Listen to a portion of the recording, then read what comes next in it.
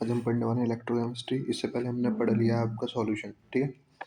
Electrochemistry का भी one shot करेंगे, 30 मिनट का ही होगा। सब 30 वन शॉट्स करने के बाद फिर हम PYQ करने वाले हैं। ये वीडियो थोड़ी लेट आ रही है क्योंकि मैं थोड़ा काम में फंस रहा था। पर आप डेली अब टाइम से आ जाएंगी सारी की सारे चैप्टर्स की वीडियो, ठीक है। इलेक्ट्रोकेमिस्ट्री देखो, इलेक्ट्रोकेमिस्ट्री क्या होता है? Is the study. इलेक्ट्रोकेमिस्ट्री क्या होती है? स्टडी होती है किसकी? रिएक्शंस ऑफ, रिएक्शन जो होती है बिटवीन केमिकल एनर्जी और इलेक्ट्रिकल एनर्जी। मैं सिंपल सी बात करूँ तो इलेक्ट्रोकेमिस्ट्री में आप पढ़ने वाले हो कि इलेक्ट्रिकल एनर्जी को कैसे कन्वर्ट करते हैं केमिकल एनर्जी में, और केमिकल एनर्जी की हेल्प से कैसे इलेक्ट्रिकल एनर्जी में कन्वर्ट की जाती है, कैसे इलेक्ट्रिकल एनर्जी रिएक्शंस की हेल्प से प्रोड्यूस होती हैं। समझ में आ गया? आगे बढ़ते हैं। अब दो टाइप के सेल होते हैं हमारे इलेक्ट्रोकेमिस्ट्री में, एक होता है इलेक्ट्रोकेमिकल सेल और दूसरा होता है इलेक्ट्रोलाइटिक सेल। इलेक्ट्रोकेमिकल नाम से समझ में आ रहा हो, इलेक्ट्रोकेमिकल मतलब जो कन्वर्ट करे केमिकल एनर्जी को कहाँ पे? इलेक्ट्रिकल एनर्जी में, तो वो इलेक्ट्रोकेमिकल। इलेक्ट्रोलाइट जो कन्वर्ट करे इलेक्ट्रिकल एनर्जी को किस में? केमिकल एनर्जी में। जो कन्वर्ट करे इलेक्ट्रिकल एनर्जी को किस में? केमिकल एनर्जी में। समझ में आया तक क्या बोल रहा हूँ? टाइप्स ऑफ सेल में इलेक्ट्रोकेमिकल क्या होता है? जो कन्वर्ट करे केमिकल एनर्जी को किस में? इलेक्ट्रिकल एनर्जी में। और इलेक्ट्रोलाइट सेल क्या होता है? जो कन्वर्ट करें इलेक्ट्रिकल एनर्जी को किस में? केमिकल एनर्जी में। आई होप यहाँ तक समझ में आया होगा। और इलेक्ट्रोकेमिस्ट्री खुद क्या होती है? एक ब्रांच होती है केमिस्ट्री जिसके अंदर हम पढ़ते हैं reactions between electrical energy and chemical energy. आ गया। अब ये इलेक्ट्रोकेमिकल सेल है एक, ध्यान देना इसमें क्या है। इसमें हमने दो कंटेनर्स लिए हैं। पहला कंटेनर ये है, इसमें हमने दो कंटेनर लिए हैं। फर्स्ट कंटेनर ये है आपका, जिसके अंदर आपने जिंक का एक सॉल्ट डाल दिया, मैं ZnSO4 मानूंगा। जिसके अंदर आपने क्या करा? जिंक का एक सॉल्ट डाल दिया, ZnSO4। दूसरा कंटेनर लिया है, इसके अंदर क्या डाला है आपने? कॉपर का सॉल्ट, CuSO4। अब देखो इन दोनों के अंदर इन दोनों के ही मटेरियल जैसे की क्या डालती हैं? रॉड्स। जिंक सल्फेट के अंदर क्या डाला है? Zn की रॉड। कॉपर सल्फेट के अंदर क्या डाला है? कॉपर की रॉड, ठीक है। अब होता क्या है, यहाँ से जो इलेक्ट्रॉन ZnSO4 है ये कुछ इस टाइप से रिएक्ट करता है कि यहाँ से इलेक्ट्रॉन्स जाते हैं यहाँ पे इस रॉड पे, और यहाँ से इलेक्ट्रॉन्स यहाँ के यहाँ ट्रैवल कर रहे होते हैं। इलेक्ट्रॉन्स क्या ट्रैवल कर रहे होते हैं? इलेक्ट्रॉन। आप सबको पता है इलेक्ट्रॉन्स यहाँ जाएंगे। इलेक्ट्रॉन्स के अपोजिट डायरेक्शन में क्या ट्रैवल करती है? करंट। इलेक्ट्रॉन के अपोजिट डायरेक्शन में क्या ट्रैवल करता है? करंट। तो करंट या कहाँ से कहाँ करता है? करंट इधर से इधर करता है, इलेक्ट्रॉन के अपोजिट डायरेक्शन। तो आपसे कोई पूछ ले इलेक्ट्रॉन कहाँ से कहाँ मूव करते हैं? इलेक्ट्रॉन मूव करते हैं Zn से कॉपर की तरफ, और करंट कहाँ से मूव करता है? करंट मूव करता है कॉपर से Zn की तरफ। अब इसको करने की भैया इसमें समझाया तो कुछ नहीं, मैं बताता हूँ इसकी ट्रिक क्या है, ध्यान देना। इसकी ट्रिक है लोन। क्या है? लोन। क्या बोला मैं? लोन। LOAN, loan. LOAN। लेन, एल का मतलब लेफ्ट, एल का मतलब लेफ्ट। लेफ्ट मतलब ये वाला हिस्सा। ओ का मतलब ऑक्सीडेशन, ओ का मतलब ऑक्सीडेशन। ऑक्सीडेशन मतलब Zn का क्या हो रहा होगा? ऑक्सीडेशन। Zn का क्या हो रहा होगा? ऑक्सीडेशन, है ना। कलर थोड़ा दिख नहीं रहा, दो साल लगे थे। ए का मतलब एनोड। क्या? एनोड मतलब ये वाली जो रॉड है कौन सी है? एनोड। कौन सी है? एनोड। तो ये वाली कौन सी हो जाएगी? कैथोड। ये लेफ्ट है तो ये कौन सा हो जाएगा? राइट। ये इसका अगर ऑक्सीडेशन हो रहा था इसका क्या होगा? कॉपर का रिडक्शन। क्या होगा? रिडक्शन, ठीक है। तो देखो Zn का चार्ज बढ़ा है मतलब ऑक्सीडेशन। ऑक्सीडेशन किसको कहते हैं? जिसमें चार्ज बढ़ा हो। और कॉपर का चार्ज घटा है मतलब रिडक्शन हुआ है। समझ में आया? तो लोन। और एन का मतलब नेगेटिव। क्या? एन का मतलब नेगेटिव। तो इधर साइड क्या रहता है? नेगेटिव। क्या? Negative charge. इधर साइड क्या रहती है? Rod negative. और उधर साइड क्या रहेगी फिर? पॉजिटिव। क्या रहेगी? पॉजिटिव। तो इससे आप याद रखेंगे कि लोन का मतलब क्या होता है? Left oxidation anode negative. लो लेफ्ट ऑक्सीडेशन एनोड नेगेटिव। अच्छा, करंट कहाँ से कहाँ मूव करता है? Zn से कॉपर की तरफ मूव करता है। वो सॉरी, कॉपर से Zn की तरफ मूव करता है। और इलेक्ट्रॉन कहाँ से कहाँ मूव करते हैं? इलेक्ट्रॉन Zn से कॉपर की तरफ मूव करते हैं। समझ में आया यहाँ तक? किसी सॉल्ट ब्रिज का काम क्या होता है? सॉल्ट ब्रिज का समझें अभी। सॉल्ट ब्रिज क्या करता है? ये मेंटेन करता है न्यूट्रलिटी। न्यूट्रलिटी को किसको मेंटेन करता है? न्यूट्रलिटी मतलब कि इन दोनों ही सॉल्यूशंस को एक दूसरे से क्या रखता है? न्यूट्रल। क्या रखता है? न्यूट्रल। अब देखो ये हाफ सेल्स कह लो या रिडॉक्स कपल्स कह लो, इनमें दोनों में अलग अलग हमने सेल पढ़ी, अलग अलग रिएक्शंस पढ़ी हैं। इसकी रिएक्शन अलग है। Zn से Zn2+ बना +2 इलेक्ट्रॉन। ये कॉपर से +2 इलेक्ट्रॉन लेके, देखो जहाँ से जो 2 इलेक्ट्रॉन निकले हैं उन्हें ही लेके क्या बन गया? कॉपर। क्या बन गया? कॉपर। तो इसको ओवरऑल लिखे तो ऐसे लिखेंगे Zn इधर वाला हिस्सा एक साथ, फिर इधर वाला हिस्सा एक साथ। समझ में आ गया? तो Zn + Cu2+ is arrow Zn2+ Cu। समझ में आ गया यहाँ तक? क्या आपको इलेक्ट्रोकेमिकल सेल समझ में आया? आप वो याद और रखें, लॉन का मतलब लेफ्ट ऑक्सीडेशन एनोड नेगेटिव, ठीक है। आगे बढ़ते हैं। ओवरऑल रिएक्शन समझ में आई। अब types of electrochemical cell. Electrochemical cells के कितने टाइप है? पहला गैल्वेनिक सेल। क्या है? Galvanic cell. इलेक्ट्रोकेमिकल सीरीज समझ में आया ना? इलेक्ट्रोकेमिकल सीरीज क्या होता है? जो केमिकल एनर्जी को कन्वर्ट करे किसमें? इलेक्ट्रिकल एनर्जी में। अब chemical energy of a substance spontaneous reaction, बस वही लिख रहा है कि केमिकल रिएक्शंस एनर्जी जो होती है किसी भी स्पॉन्टेनियस रिएक्शन की, वो कन्वर्ट हो जाती है किसमें? इलेक्ट्रिकल एनर्जी में। मतलब आपका पूछे कोई गैल्वेनिक सेल क्या करता है? ये कन्वर्ट करता है केमिकल एनर्जी को किसमें? इलेक्ट्रिकल एनर्जी में। अब आपसे कोई पूछ ले स्पॉन्टेनियस का, तो स्पॉन्टेनियस रिएक्शंस वो होती हैं, स्पॉन्टेनियस रिएक्शंस वो होती हैं जो खुद से हो। किससे? जो खुद से हो, खुद से हो, खुद से हो। इनमें हमें कोई बाहर से फोर्स नहीं लगाना पड़ता, इनमें कोई भी हमें बाहर से फोर्स नहीं लगाना पड़ता, समझ में आया? मतलब ऐसी रिएक्शन जो खुद से ही हो रही है, उनमें हमें कोई फोर्स लगाने की जरूरत नहीं है। समझ में आया? तक आगे सेल पोटेंशियल क्या होता है? अभी हमने पढ़ा ना कि जो हमारी दो इलेक्ट्रोड थी, एक तो ये इलेक्ट्रोड थी जेड एन वाली, है ना, एक तो ये इलेक्ट्रोड थी जेड एन वाली, एक तो ये इलेक्ट्रोड थी जेड एन वाली, और एक कौन थी? कॉपर वाली। अब इन दोनों के बीच में ये नेगेटिव थी और ये क्या थी? पॉजिटिव। इन दोनों के बीच में जो सेल का पोटेंशियल का जो डिफरेंस होता है उसे कहते हैं सेल पोटेंशियल। क्या कहते हैं? Cell potential. तो अगर यहाँ पर निकलवाऊँ सेल पोटेंशियल क्या होता है, तो आप बोलोगे ई राइट माइनस ई लेफ्ट, ई राइट माइनस ई लेफ्ट। अब मुझे बताओ राइट में कौन सी थी? ये थी कॉपर वाली, और लेफ्ट में कौन सी थी? एनोड वाली। समझ में आ गया? तो ई राइट माइनस ई लेफ्ट, मतलब इसका पोटेंशियल से अगर इसकी जैसे इसका पोटेंशियल है 15 वोल्ट, इसका पोटेंशियल 10 वोल्ट, तो 15 में से माइनस कर दो 10, तो आपको सेल पोटेंशियल मिल जाएगा कितना? 5 वोल्ट। कितना मिल जाएगा? 5 वोल्ट। तो वही हाफ रिएक्शंस में दोबारा से लिखी है यहाँ पे, कोई दिक्कत? अब जरा इनका सेल रिप्रेजेंटेशन सीख लो। क्या सीख लो? Cell representation. सेल रिप्रेजेंटेशन में क्या होता है? यहाँ पे एनोड और बीच में क्या होता है? सॉल्ट ब्रिज, और यहाँ क्या होता है? कैथोड। अब एनोड के लिए जगह को एनोड वाले से भरो। एनोड में क्या है? जेड एन, फिर जेड एन से किस में कन्वर्ट होता है? वो जेड एन टू प्लस। ये क्या होता है? Salt bridge. ये क्या होता है? Salt bridge. सॉल्ट ब्रिज को मैं अलग एरो से, ये क्या होता है? Salt bridge. क्या होता है? Salt bridge. अब कॉप कैथोड वाली लिखो। कैथोड वाली में क्या होता है? CO2 प्लस से किस में कन्वर्ट हुआ? तो वो CO में। अब ध्यान देना, अगर मैं यहाँ पे ये लिक्विड होती और ये एक्वस होती, तो हमें यहाँ पे लिखना पड़ेगा, इनकी फिजिकल स्टेट भी लिखनी पड़ती है, एक्वस, और ये कौन सी थी? लिक्विड। समझ में आया? इस टाइप से भी लिखना पड़ेगा। बात क्लियर है? सेल रिप्रेजेंटेशन है। अब स्टैंडर्ड इलेक्ट्रो पोटेंशियल क्या होता है? इसमें बहुत बच्चा कंफ्यूज रहता है कि इलेक्ट्रो पोटेंशियल क्या होता है, फिर स्टैंडर्ड इलेक्ट्रो पोटेंशियल क्या होता है। तो मैंने इसको सिंपल सी लैंग्वेज में लिखा अपने हिंदी में। क्या? किसी इलेक्ट्रोड की इलेक्ट्रॉन लेने या देने की टेंडेंसी, किसी इलेक्ट्रॉन की इलेक्ट्रॉन लेने या देने की टेंडेंसी को, इलेक्ट्रॉन लेने या देने की टेंडेंसी को मेज़र करता है। अगर हम किसी भी इलेक्ट्रॉन की मतलब किसी भी इलेक्ट्रोड है, इलेक्ट्रोड का मतलब जो रोड होती है, जिंक की रोड, कॉपर की रोड, अगर इनकी हम टेंडेंसी देखें कि इलेक्ट्रॉन कितना ले सकते हैं, कितना दे सकते हैं, उसी टेंडेंसी को अगर हम मेज़र करें, कैलकुलेट करें, तो वो क्या होती है? हमारी स्टैंडर्ड इलेक्ट्रोड पोटेंशियल, है ना? ये कब? जब कंडीशंस क्या हो? स्टैंडर्ड हो। स्टैंडर्ड कब लगाएंगे? जब कंडीशंस स्टैंडर्ड हो। तो कंडीशंस स्टैंडर्ड होने के लिए क्या होना चाहिए? पहले तो रूम टेम्परेचर होना चाहिए। अच्छा, रूम टेम्परेचर कितना होता है? 25 डिग्री सेल्सियस। कितना होता है? 25 डिग्री सेल्सियस। फिर सॉल्यूशन की जो कंसनट्रेशन होनी चाहिए वो 1 मोलर होनी चाहिए, और जो उनके अंदर प्रेशर लग रहा हो वो 1 ATM लग रहा हो। कितना लग रहा हो? 1 ATM। समझ में आया?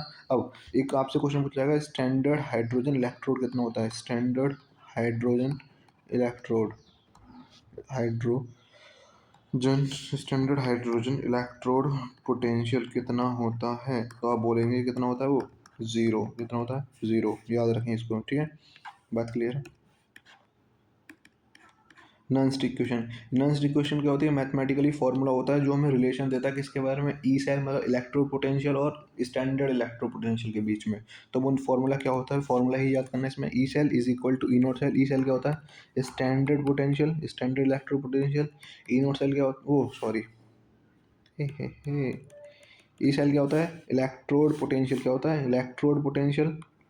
ई नोट सेल क्या होता है? Standard electrode potential. -0.059 एन क्या होता है? कितने नंबर का अदला बदली हुई है। फॉर एग्जांपल जेड एन से क्या बनना था? Z N two plus. तो यहाँ पे कितने इलेक्ट्रॉन की अदला बदली हो रही है? 2 इलेक्ट्रॉन की। कितने की हो रही है? 2 की। तो एन की वैल्यू क्या होती है? 2। Log concentration of anode upon concentration of cathode, ठीक है? तो कंसंट्रेशन क्या? ये जो क्लोज ब्रैकेट होते हैं ये किसको रिप्रेजेंट करते हैं? कंसंट्रेशन को। किसको रिप्रेजेंट करते हैं? कंसंट्रेशन को। फॉर एग्जाम्पल यहाँ तक समझ में आएगा, E cell is equal to E naught cell -0.059 upon n log concentration of anode divided by concentration of cathode. अब अगर स्टैंडर्ड इक्विलिब्रियम कंडीशन में ले लें हम इसको, किस में ले लें? इक्विलिब्रियम कंडीशन में। तो आप याद रखना इक्विलिब्रियम कंडीशन में क्या होता है? तो ई सेल क्या हो जाता है? 0 हो जाता है।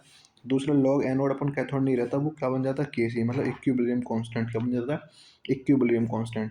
तो नई इक्वेशन क्या बनेगी आपकी, अगर इसको भी हटा दो आप, के सी लगा दो यहाँ पे, तो नई इक्वेशन क्या बनेगी, E cell is equal to -0.059 upon n log K C, upon n log K सी।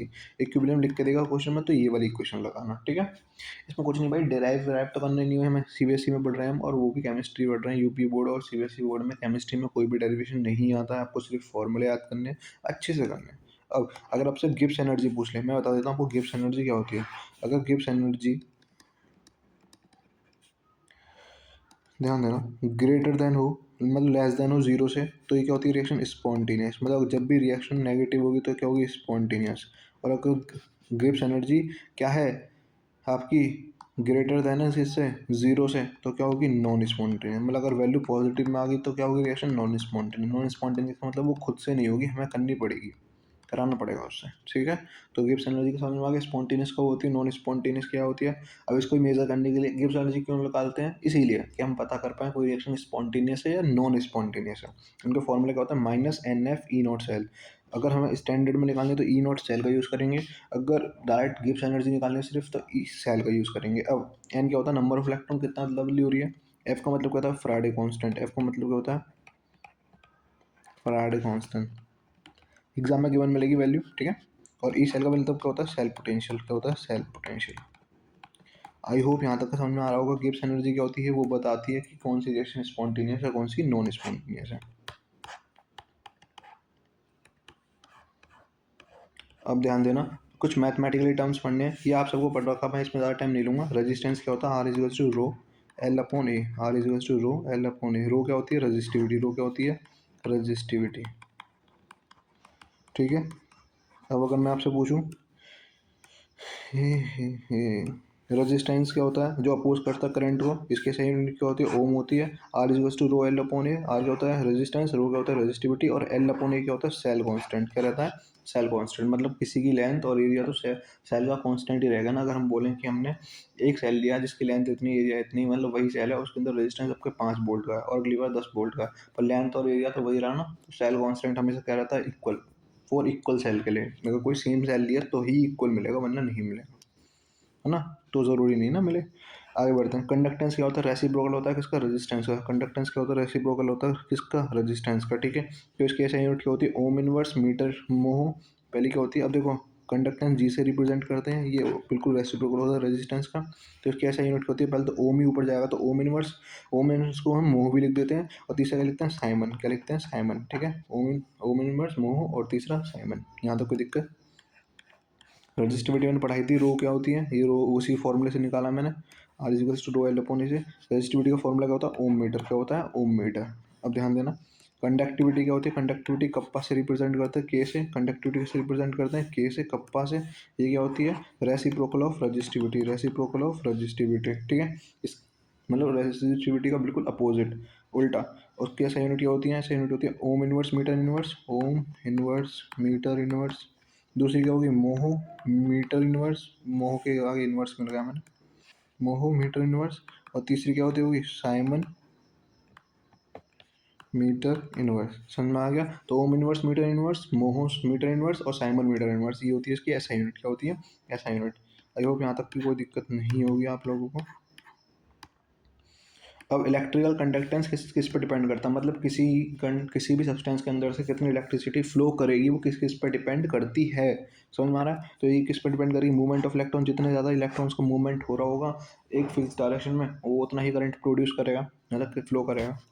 फिर nature and structure of metal, भाई अगर तुम इंसुलेटर लोगे तो कहाँ से फ्लो करेगा, तो आपको कंडक्टर लेना पड़ेगा, मतलब नेचर पर डिपेंड करता है।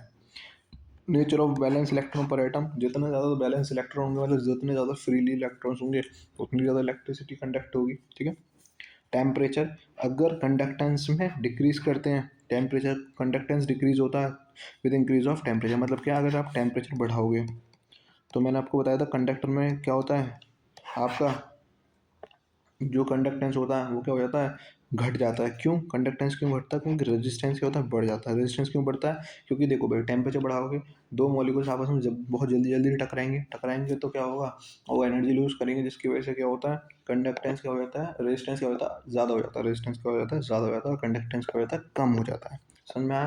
मतलब टेम्परेचर बढ़ाने से किसी भी कंडक्टर के अंदर रेजिस्टेंस बढ़ेगा तो करंट का फ्लो कम होगा, और करंट का फ्लो कम हुआ तो कंडक्टेंस कम हुआ। ठीक है, आगे बढ़ते हैं। अब क्या हमारा आयोनिक कंडक्टेंस क्या होता है, कंडक्टेंस करना ऑफ इलेक्ट्रिसिटी को। आयोनिक कंडक्टेंस का मतलब बस इतना है कि इलेक्ट्रिसिटी को फ्लो कराना with the help of ions. किसकी हेल्प से? आयंस की हेल्प से।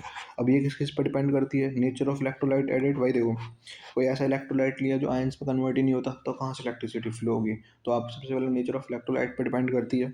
दूसरा साइज ऑफ आयन, जितने बड़े आयंस उतना ज़्यादा फायदा, मतलब साइज ऑफ आयंस पे भी डिपेंड करती है। तीसरा कंसंट्रेशन ऑफ द इलेक्ट्रोलाइट, मतलब कि जितने ज़्यादा आयंस बनेंगे उतनी ज़्यादा इलेक्ट्रिसिटी फ्लो होगी। अब टेम्परेचर पे ध्यान देना, टेम्परेचर पे क्या होती है, कंडक्टेंस इंक्रीज होती है विद इंक्रीज ऑफ टेम्परेचर। भैया अभी तो आपने बताया था कि टेम्परेचर बढ़ाओगे तो कंडक्टेंस घटेगी। अब यहाँ पर टेम्परेचर बढ़ाने से कंडक्टेंस बढ़ क्यों रही है? क्योंकि जब टेम्परेचर बढ़ता है तो आयंस ज़्यादा टूटेंगे, मॉलिक्यूल ज़्यादा टूट रहे होंगे, मतलब नंबर ऑफ आयंस ज़्यादा बढ़ रहे होंगे। और जब नंबर ऑफ आयंस बढ़ेंगे तो आपकी कंडक्टेंस भी क्या हो जाएगी, बढ़ेगी। क्या होगी? बढ़ेगी। आपकी इलेक्ट्रिसिटी भी ज़्यादा फ्लो करेगी। समझ में आ गया? यहाँ तक मोलर कंडक्टिविटी क्या होती है, del M is equals to K into में 1000 अपॉन एम। देखो, मोलर कंडक्टिविटी क्या होती है, एक तो कंडक्टिविटी वो होती है जो आपने वायर के अंदर निकाल ली। अब अगर मैं आपको एक सॉल्यूशन दूँ इस टाइप का, ठीक है, और इसके अंदर क्या कर दूँ, पानी डाल दूँ, पानी पानी पानी, ठीक है, और मैं कहूँ इसकी मोलर कंडक्टिविटी निकालो, जब इसमें एक वायर यहाँ से एक वायर यहाँ से, तो आप कैसे निकालोगे?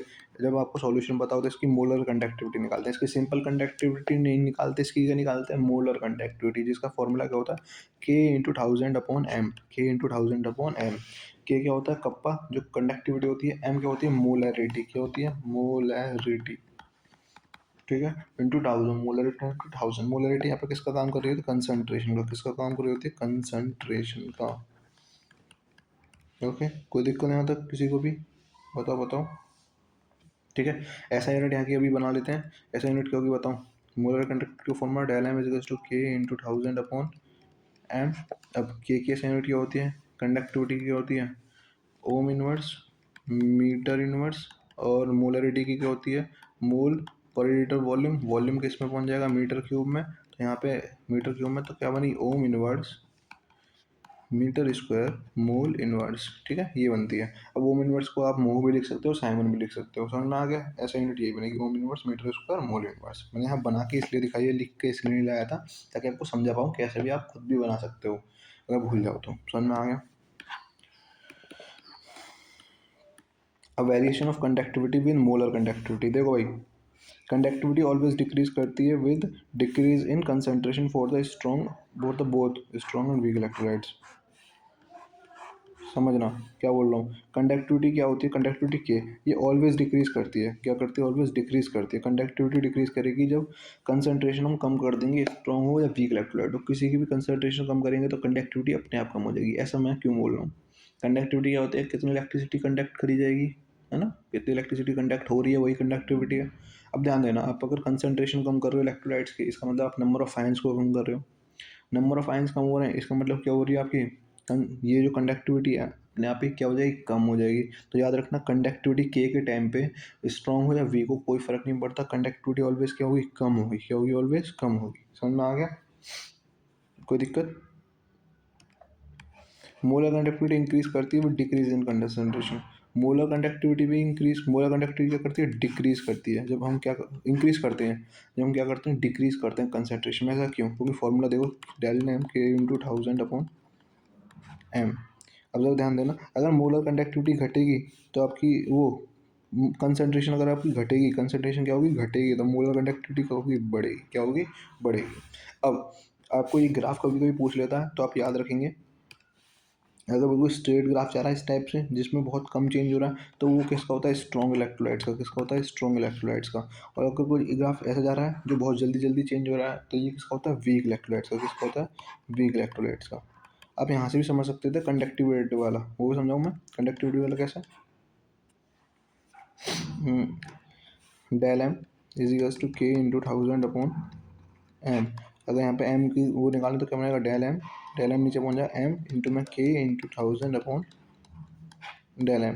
अब ध्यान देखो के इज डायरेक्टली प्रोपोर्शनल किससे, एम से। अगर एम घटेगा, कंसंट्रेशन घटेगी, तो के भी क्या होगा, घटेगा। समझ में आ गया? इसके ग्राफ के लिए बताया मैंने आपको। मोलर कंडक्टिविटी के दो ग्राफ होते हैं, किसके होता है, जो ज़्यादा एक जल्दी चेंज हो वीक इलेक्ट्रोलाइट, और जो स्ट्रेट रहे वो उसके लिए स्ट्रॉन्ग इलेक्ट्रोलाइट के। स्ट्रॉन्ग इलेक्ट्रोलाइट में कम फर्क पड़ता है, वीक में ज़्यादा पड़ता है, इसलिए ऐसा होता है। लिमिटिंग मोलर कंडक्टिविटी क्या होती है, जब हमारा ये मोलर कंडक्टिविटी का फॉर्मूला है, इसमें हम कंसंट्रेशन क्या कर दें, जीरो कर दें। जैसे कि del M is to K into 1000 upon M था ना, इसमें इस कंसंट्रेशन को क्या कर दें हम, जीरो क्या कर दें, जीरो। अब जीरो होगी तो इन्फिनिटी हो जाएगी, जिसकी वजह से हमारी जो होती है मोलर कंडक्टिविटी किस में कन्वर्ट हो जाती है, लिमिटिंग मोलर कंडक्टिविटी में। किस में कन्वर्ट हो जाती है, लिमिटिंग मोलर कंडक्टिविटी में। तो आपसे पूछ लो कोई लिमिटिंग मोलर कंडक्टिविटी क्या होती है, तो आप बोलोगे मोलर कंडक्टिविटी होता है व्हेन कंसंट्रेशन क्या हो जाए, अप्रोच हो जाए जीरो। लिमिटिंग मोलर कंडक्टिविटी क्या होती है, कंडक्टिविटी ही होती है कब की, जब आपकी कंसंट्रेशन क्या हो जाए, जीरो। कंसंट्रेशन क्या हो जाए, जीरो। कॉलरस लॉ, भाई कॉलरस लॉ लिमिटिंग मोलर कंडक्टिविटी में यूज होता है। क्या करता है ये, ध्यान देना, कॉलरस लॉ क्या करता है, अब ये आपको समझता है। अभी आपको सिर्फ इतना समझना, कॉलरस लॉ करता क्या है। जैसे कि लिमिटिंग मोलर कंडक्टिविटी मुझे किसी ने NaCl की निकालनी पड़ी, और उसने मुझसे कहा कि आपके पास लिमिटिंग मोलर कंडक्टिविटी है Na की, Na प्लस की जो 10 है, और आपके पास limiting molar conductivity Cl minus की भी है, कितनी, Cl माइनस की भी है जो 20 है। आप मोलर कंडक्टिविटी निकाल दो NaCl की, तो मुझे पता है मोलर कंडक्टिविटी NaCl की निकालने के लिए मोलर कंडक्टिविटी Na की है, Cl की है, दोनों को प्लस कर दूंगा तो किसकी आ जाएगी, NaCl की। यही बोलता है कॉलरस लॉ, कहता है कि जो आपकी नेट,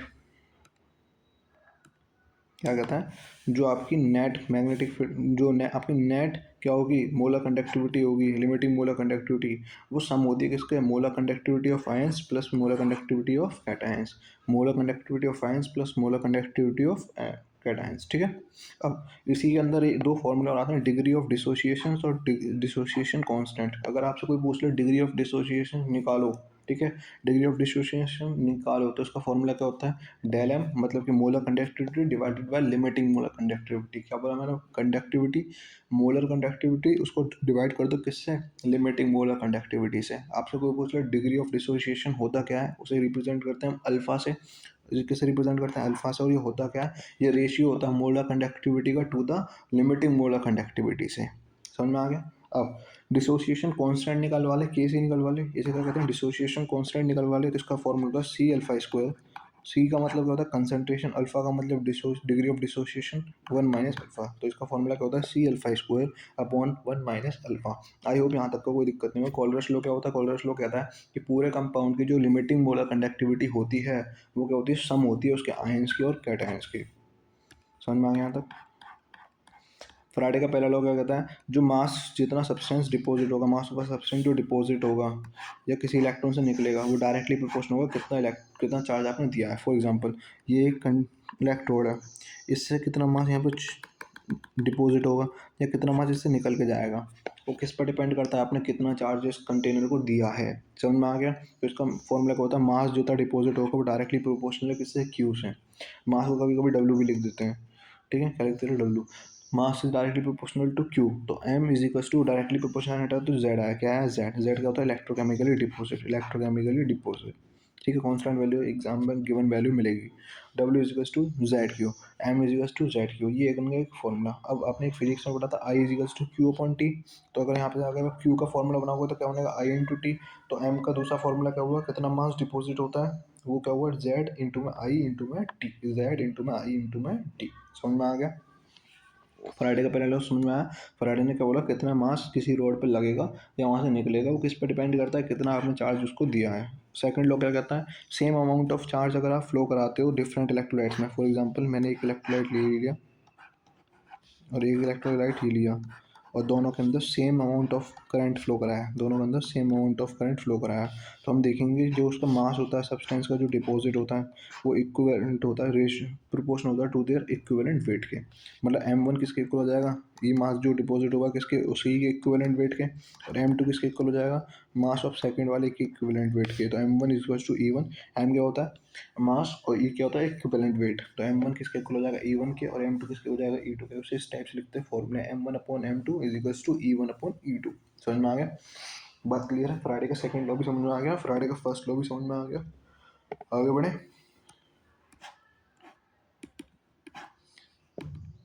अब हमारा लास्ट टॉपिक है बैटरीज। क्या है बैटरीज? बैटरीज क्या होती है? बैटरी दो टाइप की होती है। पहली होती है प्राइमरी बैटरीज, जो ओनली एक बार चार्ज कर सकते, मतलब एक बार यूज़ कर सकते हैं, अगर बीत गई तो वो डेड हो जाती है, उसके बाद हम उसे यूज़ नहीं कर सकते। सिंपल सी लैंग्वेज में बोलूँ तो जिसे चार्ज ना कर पाएँ। आपके रिमोट में जो सेल्स होते हैं, घड़ी में जो सेल्स होते हैं, है ना, आपकी जो वॉचेज़ होती हैं, स्मार्ट नहीं नॉर्मल वाली जो वॉचेज़ होती हैं जिनके अंदर मरकरी सेल्स होते हैं, छोटे वाले वो जो होते हैं गोल गोल से सेल, है ना, ये सारे के सारे क्या होते हैं, प्राइमरी में आते हैं, ये चार्ज नहीं होते दोबारा से, ठीक है।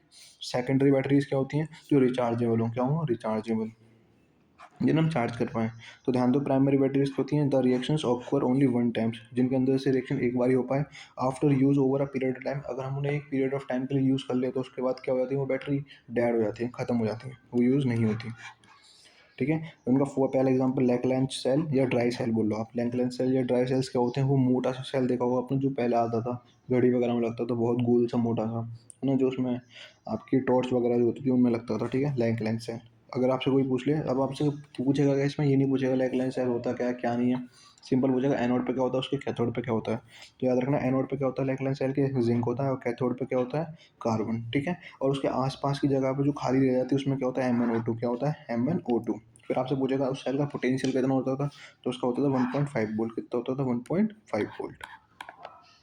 दूसरा आता है आपका मरकरी सेल, जो आपकी वॉचेज वगैरह में छोटे छोटे से सेल होते हैं, है ना। इसकी एनोड पे क्या होता है, मरकरी एमलगम होता है, और कैथोड पे क्या होता है, पेस्ट होता है मरकरी ऑक्साइड का एंड कार्बन पाउडर का। फॉर क्या बोल रहा हूँ मैं, पेस्ट, पेस्ट का मतलब मिक्सचर होती है किसका, mercury oxide plus carbon powder का, ठीक है। किसका होता है, mercury oxide plus carbon powder का, ठीक है। आगे बढ़ते हैं। और जो आगे से आसपास की जगह जो खाली रह जाती है वो किससे भरी होती है, वो भी मिक्सचर से भरी रहती है, जिसमें क्या होता है, पोटेशियम हाइड्रोक्साइड और जिंक ऑक्साइड, मतलब KOH प्लस ZnO का जो पेस्ट बनाते हैं मिला के दोनों को, वो उसके आसपास पे रहता है, जो जगह खाली रहती है। अब इसमें सबसे अच्छी चीज़ क्या है, इसका जो पोटेंशियल होता है वो ऑलवेज कॉन्स्टेंट रहता है, जब तो वो बीतती नहीं है, वो कितना रहता है, 1.35। आपसे कोई पूछ ले इसका कॉन्स्टेंट क्यों रहता है, क्योंकि इसके अंदर कोई भी आयंस काम नहीं करते, ये नॉन आयनिक है। क्या है? Non ionic. देखो आयंस काम करेंगे तो आयंस बनते हैं, फिर वो बॉन्ड बना लेते हैं, तो इसकी वजह से सेल पोटेंशियल कभी घटता है कभी बढ़ता है। बट इसमें आयंस ही काम नहीं कर रहे, तो ये क्या रहेगा, हमेशा कांस्टेंट रहेगा इसका पोटेंशियल, क्योंकि इसकी रिएक्शन क्या होती है, नॉन आयोनिक, ठीक है। एनोड समझ में आया क्या होता है, कैथोड पे क्या होता है, सराउंडेड में क्या होता है, सेल पोटेंशियल कितना होता है। अब यूजेस देख लो, इसके यूज़ कहाँ होते हैं। सबसे पहले यूज़ होता है वॉचेज में, मैंने बताया आपको। फिर दूसरा होता है हेयरिंग एड्स। हेयरिंग एड्स क्या होती है, समझना, जो कानों में जो ऊंचा सुनते हैं उनके कानों में एक वो लगती है आपकी एक मशीन, जिसके भी छोटे छोटे सेल होते हैं, टॉयज़ में यूज़ होते हैं, ठीक है। आगे सेकेंडरी बैटरीज क्या होती हैं, जो रिचार्जेबल हो, क्या हो, रिचार्जेबल, जिन्हें हम रिचार्ज कर पाएँ कुछ टाइम इंटरवल के बाद, ठीक है। रिचार्ज कैसे होती है, उन्हीं की अपोजिट डायरेक्शन में क्या देना पड़ता है, करंट। उन्हीं के अपोजिट डायरेक्शन में क्या देना पड़ता है, करंट। इसके दो इंपॉर्टेंट एग्जांपल्स में आपके एग्जाम में आ सकते हैं। पहला क्या, लेड स्टोरेज बैटरी, और दूसरा क्या, निकल कैडमियम। लेड स्टोरेज बैटरी क्या होती है, ये एक टाइप का होता है, सेकेंडरी बैटरी का ही एक टाइप है। इसके एनोड पे क्या होती है, लेड, कैथोड पे क्या होती है, लेड ऑक्साइड, ठीक है। इलेक्ट्रोलाइट्स क्या होती हैं इसके अंदर, इलेक्ट्रोलाइट्स का मतलब जो आयंस की फॉर्म में मिले हैं, जिसके आसपास की जगह में होते हैं, वो क्या होती है, सल्फ्यूरिक एसिड। क्या होती है, सल्फ्यूरिक एसिड। अब ये जो सेल होता है वोल्टेज सेल, ये सेपरेटेड, अगर आपसे कोई पूछ ले इस वोल्टेज सेल के अंदर इन दोनों को, एनोड और कैथोड को कौन अलग करता है, तो आप याद रखना इन दोनों को अलग करती है थिन फाइबर ग्लास शीट। क्या हमें अलग करती है, थिन फाइबर ग्लास शीट, ठीक है। आगे बढ़ते हैं। ओवरऑल रिएक्शन क्या होती है, Pb प्लस PbO2 प्लस उसके अंदर 2HSO4 मतलब sulphuric acid, Pb plus PbO2, ये Pb क्या होता है एनोड पे, PbO2 का होता है कैथोड पे ना, तो ये कहाँ कन्वर्ट होता है, PbSO4 प्लस 2H2O में, PbSO4 प्लस 2H2O में। अगर इसे ड्यूरिंग चार्जिंग, अगर इसे चार्ज करने लगाते हैं इस बैटरी को, तो ये रिएक्शन क्या हो जाएगी, बिल्कुल अपोजिट, मतलब ये क्या बन जाएगा आपका रिएक्टेंट, और ये क्या बन जाएगा आपका प्रोडक्ट। समझ में आ गया अपोजिट का मतलब। दूसरी नहीं लिखी मैंने निकल कैडियम वाली, शायद लिख ही रही है, चलो मैं पढ़ा देता हूँ आपको। निकल कैडियम, निकल कैडियम, ध्यान देना। आपसे कोई पूछ ले एनोड पे क्या होता है, तो एनोड पे याद रखना क्या होता है, कैडियम। क्या होता है, कैडियम मेटल होता है, ठीक है। फिर आपसे कोई पूछ ले कैथोड पे क्या होता है, तो आप याद रखेंगे कैथोड पे क्या होता है आपका